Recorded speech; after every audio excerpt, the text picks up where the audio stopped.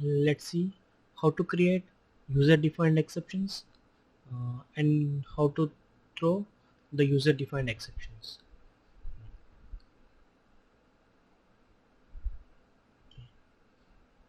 Here is our example program. To create any user-defined exceptions like this, we need to extend the class called exception. As exception is a super class for all kinds of exceptions, we need to extend that exception class so that our my exception class will become an exception. Okay, uh, this is constructor. Using constructor, we're calling the function called super. Okay, in cycle 4 programs we have seen this super function call. What this super function call will do, this super function call will invoke the parent class constructor. Okay, for that parent class constructor we are passing a message, a string message. What the parent class constructor means, the exception class constructor will do is, whenever we print my exception class difference variable, it will print the string value under this message. Okay, uh, don't get confused, we'll see it clearly. I will debug it so it will give you a clarity. uh, at this point of time, just understand that to create user defined exceptions we need to extend the class exception. Okay, about this constructor we'll be back again. In our class throw example, under the main method, we have taken a variable called balance that shows a value of 50,000. Let it be the amount stored under this balance variable. And we are asking the user to enter the amount to be transferred. Uh, let's assume that amount has been transferred and we are deducting the amount that has been transferred.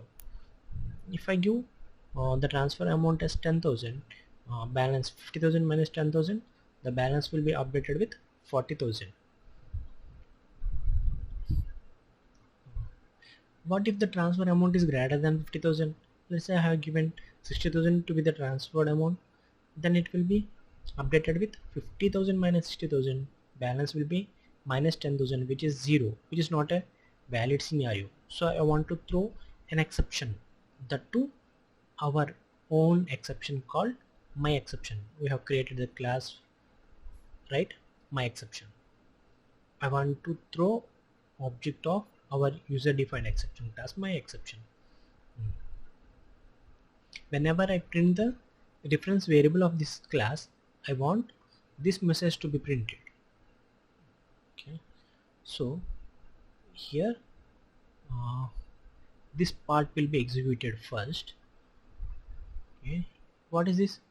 Using new keyword, we are going to create the object for my exception class. Okay, and we are creating the object with an argument of type string. So what will happen? The constructor for this class will be executed. We go to the constructor of my exception class. This is the constructor of my exception class.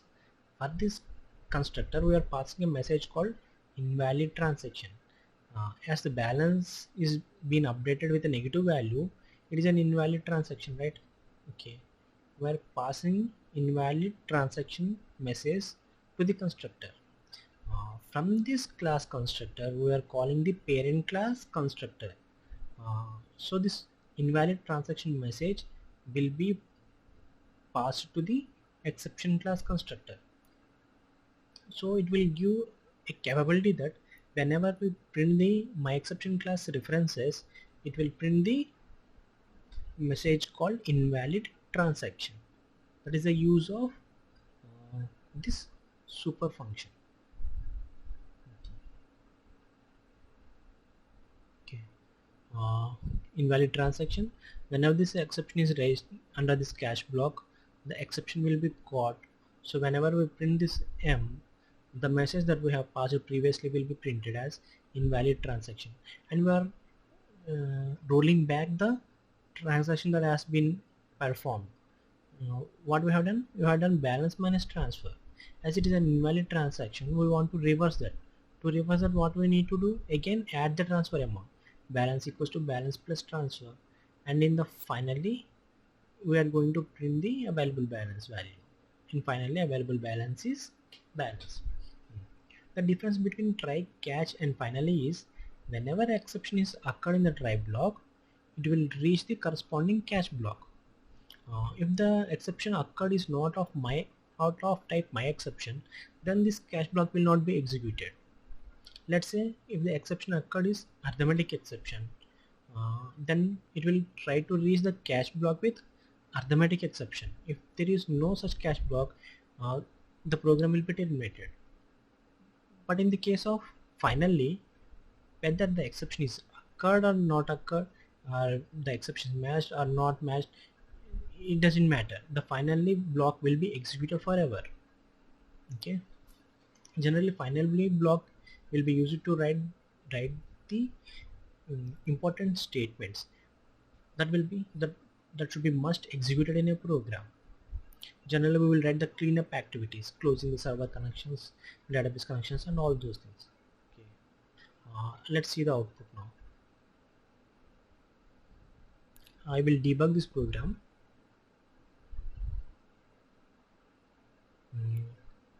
As the available balance is 50,000, let's do 60,000.